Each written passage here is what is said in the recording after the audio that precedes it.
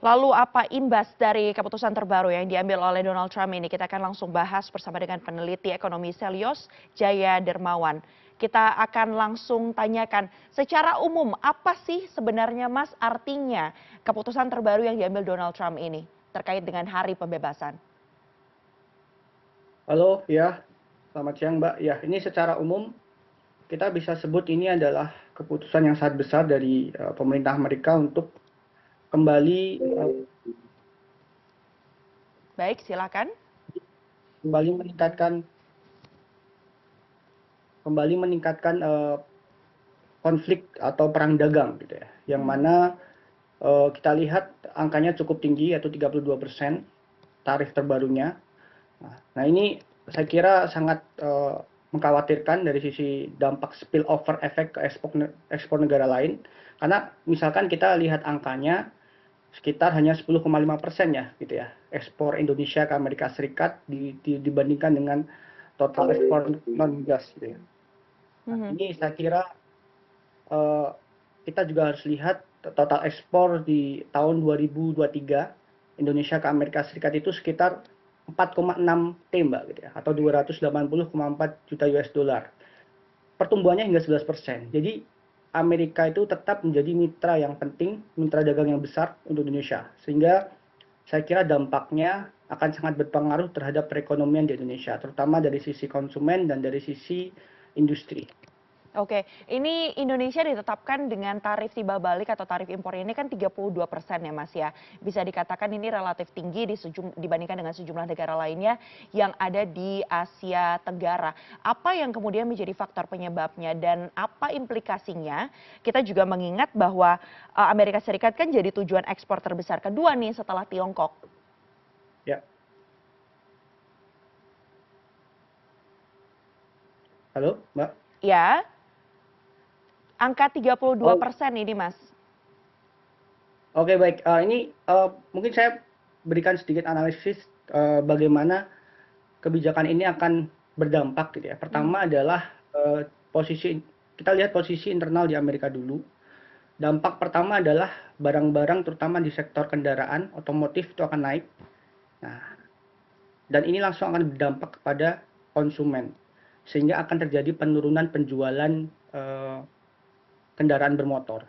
Potensinya sangat besar untuk berdampak meningkatkan potensi resesi di Amerika Serikat karena kelusuan ekonomi. Nah, inilah yang akan nanti berdampak ke Indonesia. Mengingat dalam perhitungan kami, setiap 1% penurunan pertumbuhan ekonomi Amerika Serikat akan menurunkan ekonomi kita sekitar 0,08%.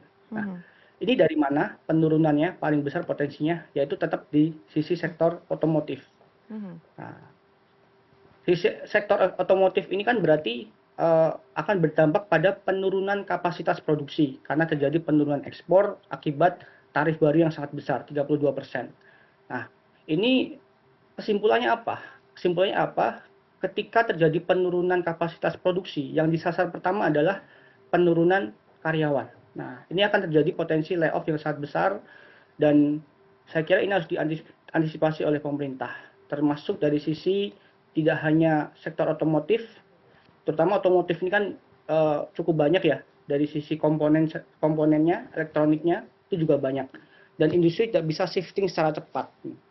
Nah, ini sektor otomotif pertama harus diantisipasi, yang kedua juga pemerintah juga harus mengantisipasi dari sisi sektor padat karya dan tekstil dan pakaian jadi. Mhm. Karena memang akhirnya akan semakin terpuruk mengingat masih banyak juga beberapa industri pakaian jadi kita yang ekspor tujuan utamanya adalah Amerika Serikat. Mhm. Oke, respon cepat seperti apa yang perlu dilakukan oleh pemerintah Indonesia untuk mengantisipasi hal ini? Ya, saya kira yang kami bisa berikan solusi terkait dengan hal ini, saya kira sangat basic gitu ya. Mhm. Tapi struktural secara ekonomi dan fundamental, yaitu pemerintah harus siap-siap untuk menghadapi relokasi pabrik. Pabrik-pabrik yang ada di beberapa negara, terutama negara-negara yang misalkan tadi mendapatkan pukulan tarif lebih tinggi, apakah kita bisa coba lihat pabriknya bisa bisa masuk ke Indonesia. Ini saya kira bisa menjadi kebijakan paling dekat ya Mbak ya. Mhm. Dan harus dilihat bahwa untuk memenangkan relokasi pabrik ini, pemerintah perlu menguatkan regulasi. Pemerintah perlu Ya, pemerintah penguatan perlu regulasi untuk seperti apa Mas yang ya. diperlukan?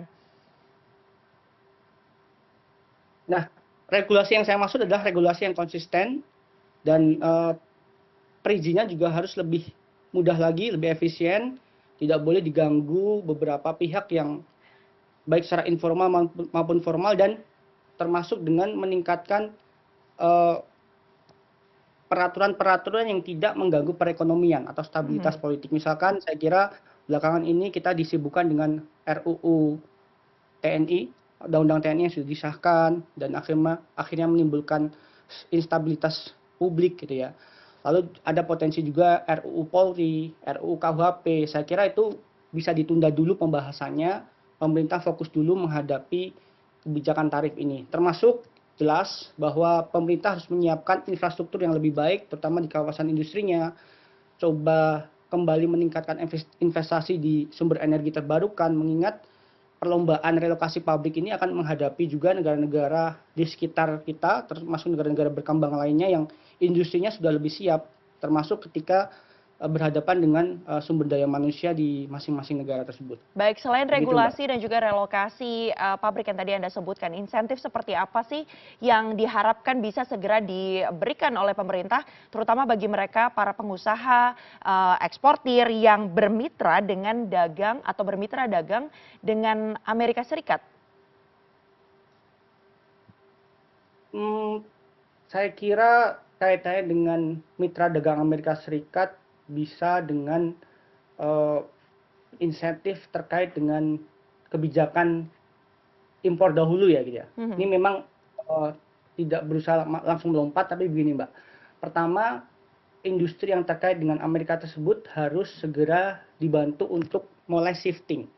Nah, mulai shifting ke misalkan negara-negara di pasar yang lain gitu ya, yang itu bukan Amerika jelas gitu. Coba harus dibantu dengan beberapa insentif fiskal, dengan insentif terkait dengan pengembangan teknologi, insentif terkait dengan tax allowance gitu ya. Termasuk dengan saya kira kaitannya dengan coba kembali menggarap pasar domestik agar lebih baik. Nah, pasar domestik ini kan kita sudah terpukul dengan kebijakan tarif impor Permendak 8 2024 ya. Nah, ini saya kira pemerintah perlu segera merevisi kebijakan ini agar daya saing industri nasional atau pelaku usaha dalam negeri lebih lebih kuat lagi, mengingat keran impor dari China, dari Kamboja dan Vietnam ini sangat besar di dalam negeri, gitu Mbak. Baik, Mas singkat saja ini bagi masyarakat Indonesia dampaknya yang akan dirasakan secara langsung seperti apa dan apakah ini kemudian juga akan berdampak pada kenaikan harga sejumlah komoditas yang dekat dengan masyarakat? Selain tadi Anda sempat sebutkan bahwa layoff ini menjadi salah satu potensi besar yang akan terjadi akibat adanya kebijakan ini.